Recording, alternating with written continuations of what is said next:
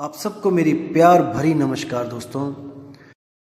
उम्मीद करता हूँ आपका जीवन बहुत शांतिमय चल रहा है और आपको हर प्रकार की जो आध्यात्मिक उन्नति है वो प्राप्त हो रही है, आपका विवेक जाग रहा है। तो दोस्तों आज बात करेंगे कर नैनो दीदार महल में प्यारा है पे। कुछ भाइयों की रिक्वेस्ट आई थी कि इस पे एक सत्संग जरूर किया जाए।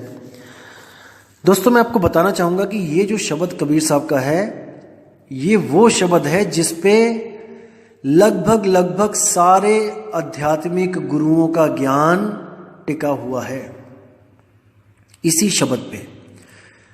दूसरे शब्दों में कहूँगा जितनी भी दुकानें चल रही हैं संतों की, इसी शब्द के सहारे चल रही हैं। ये ऐसा शब्द है जिसमें चारों चालें जो मैंने बताई थी आपको कि चींटी की, मकड़ी की, मछली की और विहंगम चाल, चारों चालों का जिक्र इसी एक शब्द में है दोस्तों। विवेक के द्वारा इसको अलग अलग आपने करना है, मैं आपकी केवल मदद करूंगा। तो दोस्तों शुरू करते हैं। और शुरू करने से पहले मैं आपको एक बात और बता दूं कि इसमें शुरू में कुछ योगिक क्रियाएं भी हैं। जो हमारे पुराने महर्षि जो योगी थे वो ये जो हैं क्रियाएं करवाते थे भक्ति शुरू करवाने के लिए, शरीर की उम्र बढ़ाने के लिए और ध्यान लगवाने के लिए।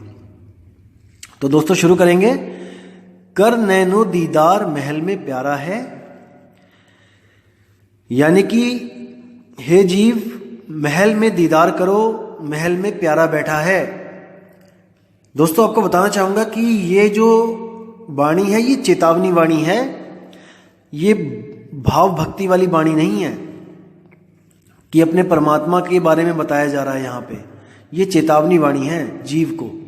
कहने का मतलब कि कबीर साहब ने जब देखा कि सब के सब जितने भी योगी सिद्ध तपी जपी सन्यासी हैं वो सब कहाँ कहाँ उलझ गए इस शरीर में, उन लोगों को डायरेक्ट मना ना करके कि आप ये मत करो, आप ये मत करो, उन्होंने इस शब्द की रचना कर डाली और सभी का ज्ञान उठा के इस शब्द में रच डाला।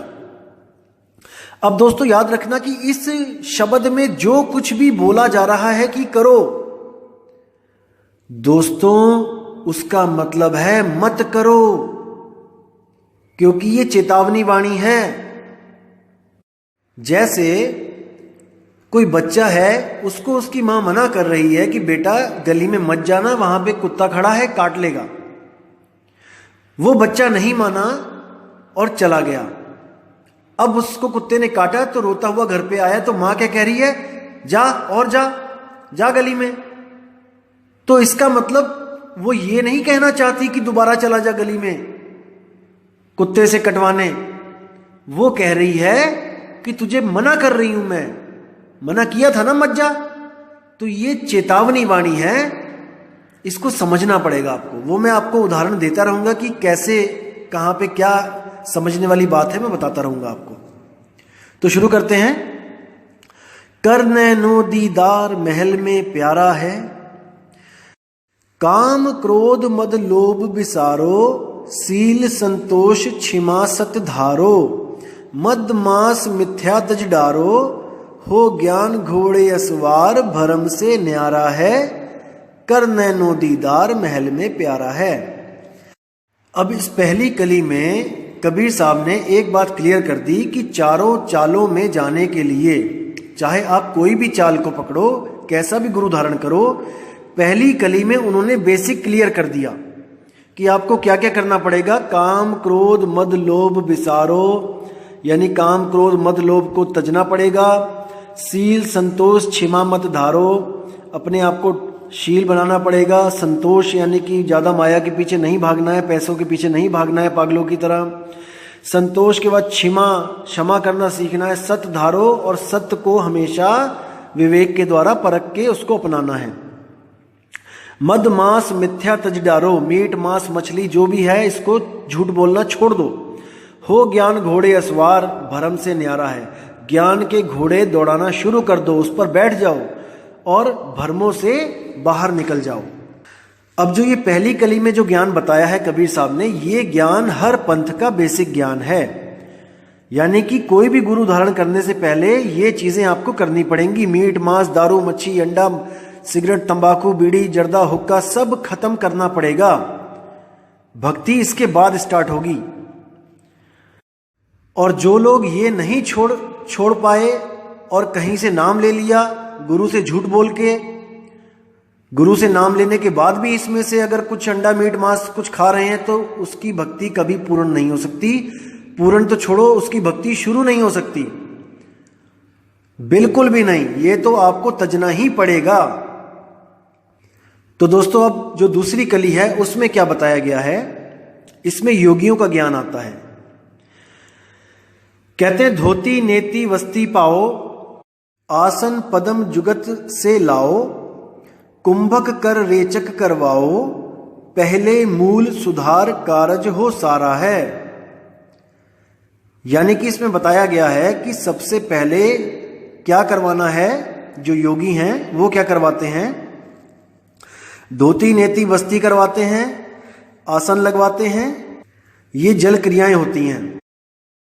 धोती में 3-4 उंगल जो चौड़ा कपड़ा होता है और 7-8 हाथ लंबा जो कपड़ा होता है, उसको पानी के साथ निगल लिया जाता है और कुछ देर के बाद उसको जैसे निगला है वैसे ही खींच के बाहर निकाल दिया जाता है और उसी के साथ पेट की जितनी भी गंदगी होती है वो बाहर आ जाती है। बस्ती में क्या होता है, बस्ती में गुदा द्वार से पानी को अंदर डाला जाता है और जो वहां पर मल जो जम गया होता है उसको उसी द्वार से बाहर निकाल दिया जाता है। और नेति में एक रेशम की डोर होती है जिसको योगी नाक में से डाल के गले से निकाल लेते हैं। पहले एक नाक के सुराख में डाला, गले से निकाला, फिर उसको खींच के आगे पीछे करके जो जितनी बलगम होती है, जितनी भी गंदगी होती है उसको बाहर कर लेते हैं। फिर वही क्रिया दूसरी नाक से करते हैं। तो ये धोती नेति इसी योग क्रिया का एक अंग है। अब रेचक, पूरक और कुंभक क्या होता है, इसको समझेंगे। पूरक का अर्थ होता है श्वास लेना। जैसे ही हम श्वास लेते हैं अंदर को, वो पूरक कहलाता है। और रेचक का मतलब होता है श्वास छोड़ना।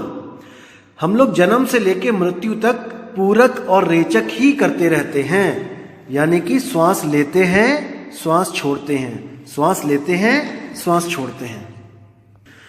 और श्वास लेने और श्वास छोड़ने के बीच में जो एक गैप होता है, जहां पे हम ना श्वास ले रहे हैं और ना छोड़ रहे हैं, जिसको ठहराव कहते हैं।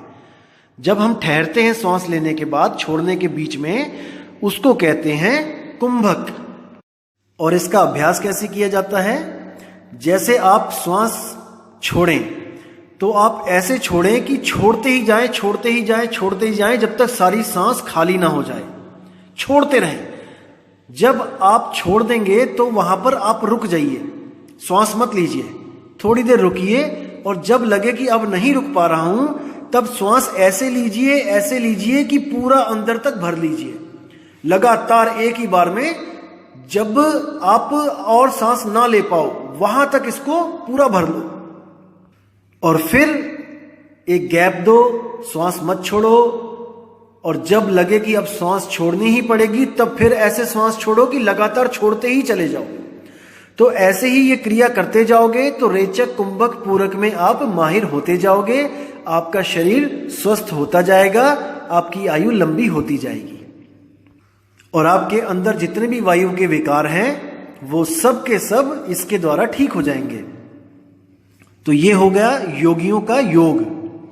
अब कुछ गुरु ऐसे भी हैं जो इसको बताएंगे भी नहीं आपको। जब ये वचन पढ़ेंगे, कर नैनो दीदार महल में प्यारा है, इस लाइन को जल्दी जल्दी बोल के इसका अर्थ भी नहीं करेंगे, क्योंकि जनता ये ना पूछ ले कि गुरुजी आपने पहली पौड़ी तो छोड़ ही दी, आपने ये सब तो हमें कराया ही नहीं, आप सीधे दूसरी पौड़ी पे कैसे चढ़ गए। जैसे कई पंथ सीधे त्रिकुटी से चढ़ना शुरू करते हैं तो उनपे तो ऑब्जेक्शन उठा देते हैं ये ऐसे गुरु कि भाई नीचे से क्यों नहीं स्टार्ट कर रहे हो, ये पौड़ियां क्यों छोड़ दी। अपनी बार में इस पौड़ी को छोड़ देते हैं क्योंकि कोई पूछने वाला नहीं है। इनको संगत थोड़ी नहीं पूछेगी गुरु से। ये तो क्रॉस क्वेश्चनिंग हम जैसे लोग करेंगे कि भाई जब करना है तो पूरा करो, वरना जहां मर्जी से शुरू कर दो। तो इसको समझना है, विवेक के द्वारा इनकी चालाकी को पकड़ना है दोस्तों। अब आगे क्या कहते हैं, मूल कंवल दल चतुर बखानो, कलिंग जाप लाल रंग मानो, देव गणेश तह रूपा थानो, रिद सिद्ध चवर ढुलारा है।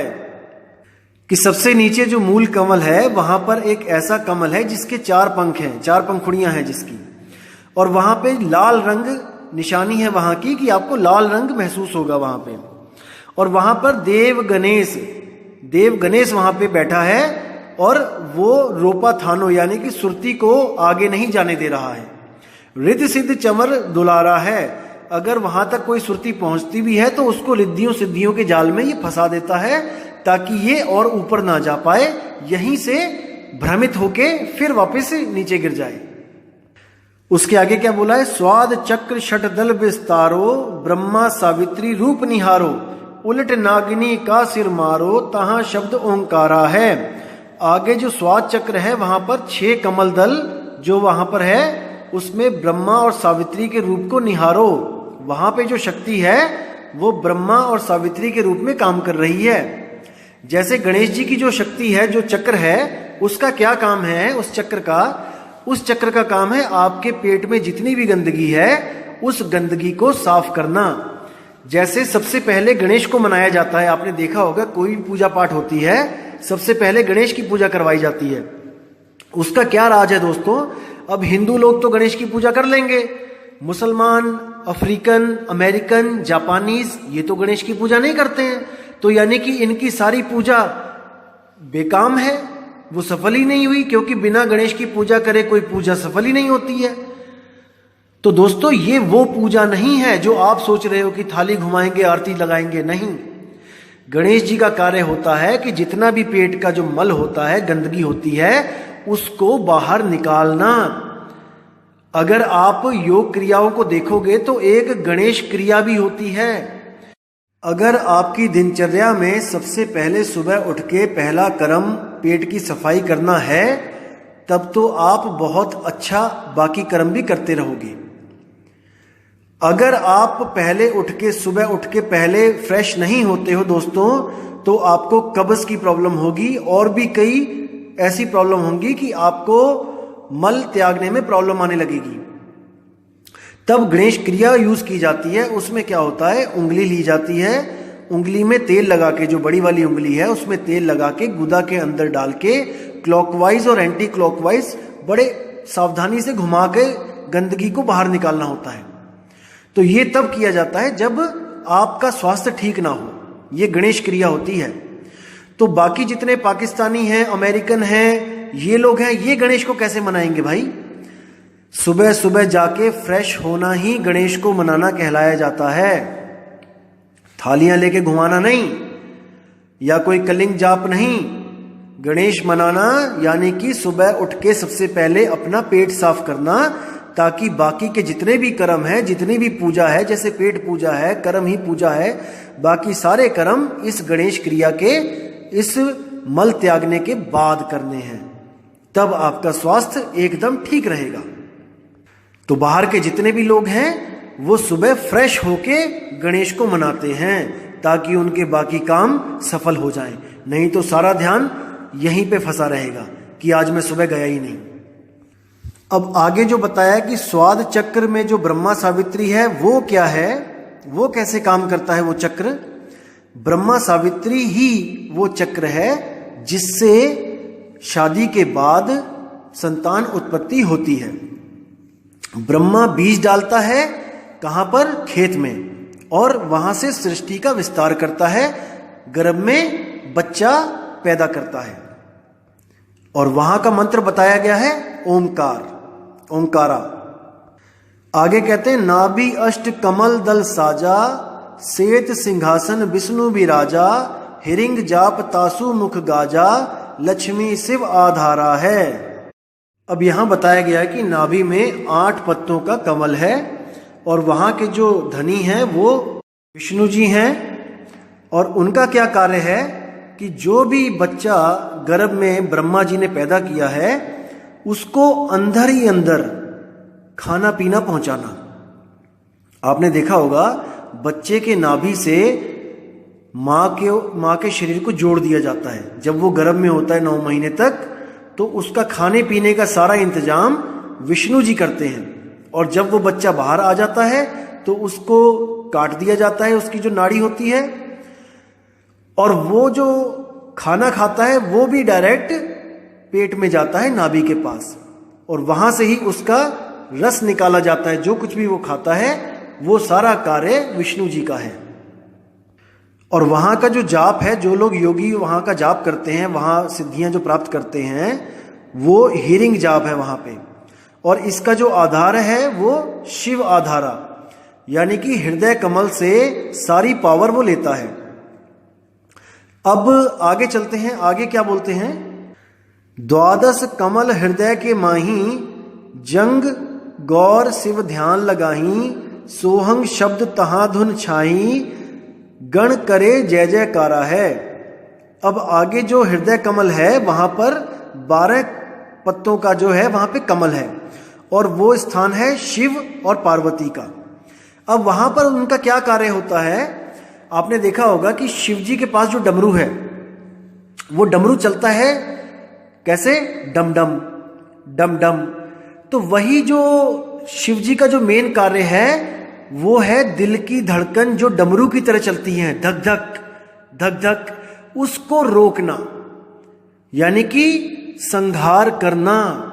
जो ब्रह्मा जी ने पैदा किया है, जिसकी विष्णु जी पालना कर रहे हैं, उसी को संहार करना शंकर जी का कार्य है। याद रखना दोस्तों, इस दुनिया में कोई भी आदमी ऐसा नहीं है जो बिना हार्ट अटैक के मरता है। हार्ट अटैक का मतलब यह है कि दिल की धड़कन रुक जाना।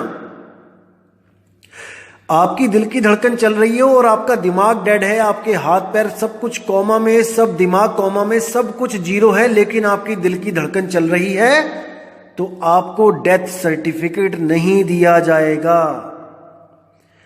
डेथ सर्टिफिकेट उसका ही मिलेगा जिसका संहार शंकर जी ने कर दिया है, जिसका डमरू शंकर जी ने रोक दिया है। और शंकर जी का तांडव क्या होता है? जब भी किसी की मौत आती है या जब भी कोई किसी को मारने जा रहा होता है, तब उसकी धड़कन 10 गुना स्पीड से भाग रही होती है। वही तांडव नृत्य है शंकर जी का। जब ये तांडव नृत्य होने लग जाए तो समझ जाओ कि या तो यहां वाला मरेगा या सामने वाला। जैसे किसी का झगड़ा हो तो दिल की धड़कन सुपर फास्ट हो जाती है, और इन दोनों में से एक को तो शंकर खत्म ही करेगा।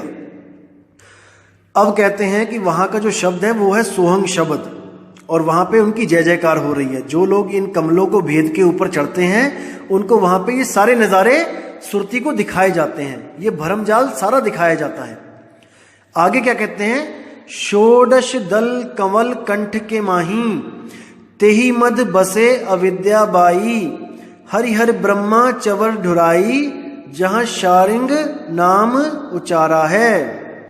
यानी कि जो कंठ कमल है वहां पर 16 पत्रों का जो है कमल खिला हुआ है, और उसमें अविद्या बाई यानी कि शेरावाली माता का ही एक रूप अविद्या बाई बोला है, जो विद्या की देन है, जो देती है। यानी कि कंठ में विद्या, अविद्या बाई के रूप में, सरस्वती के रूप में शेरावाली विराजमान है।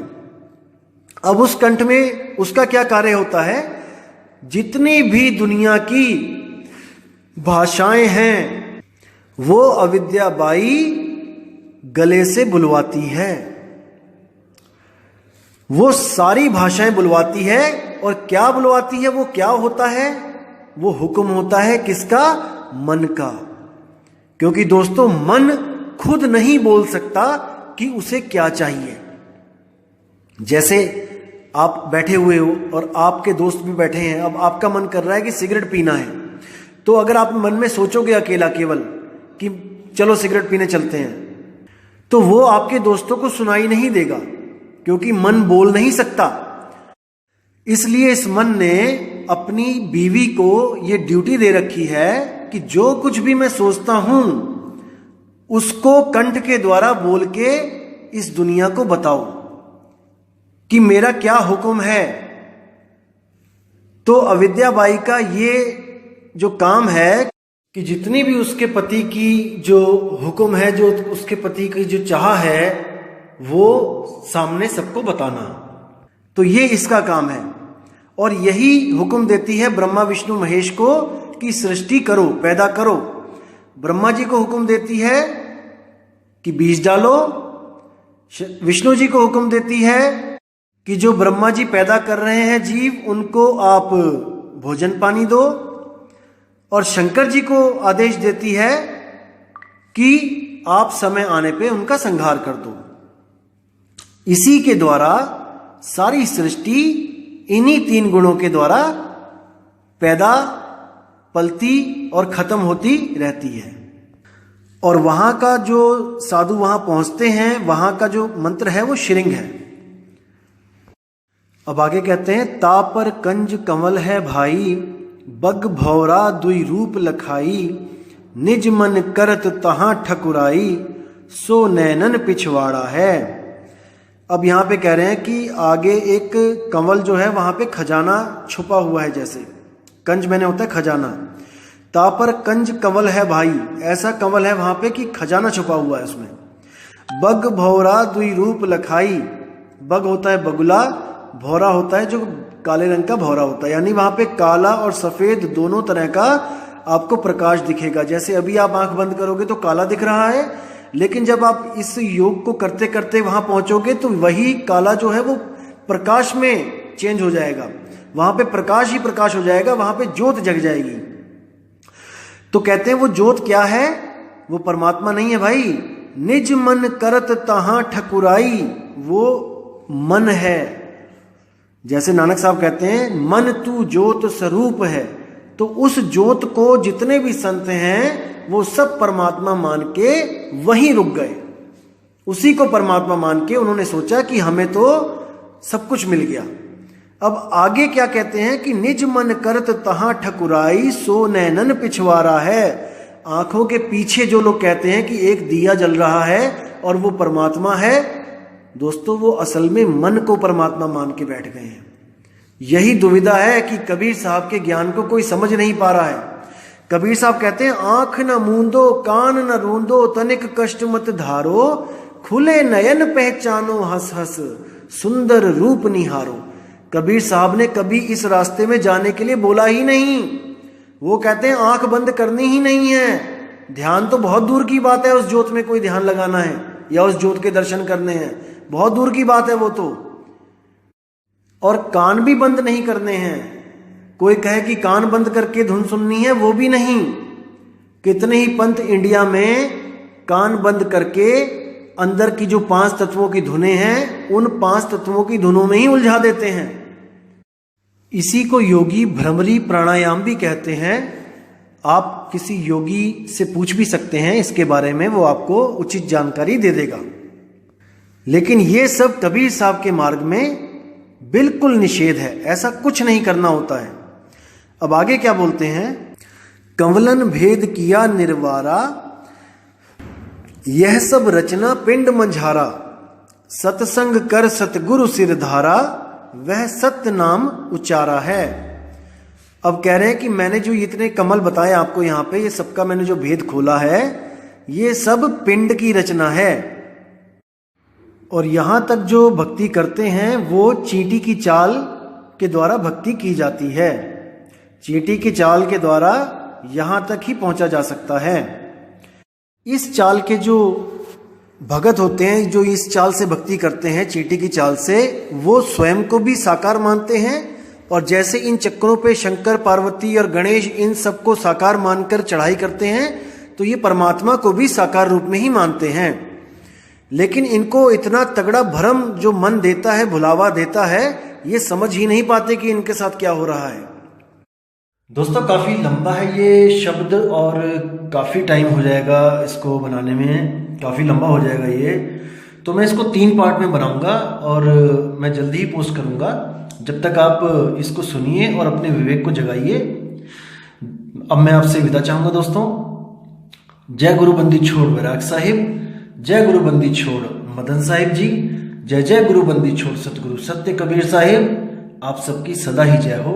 साहिब बंदगी सतनाम।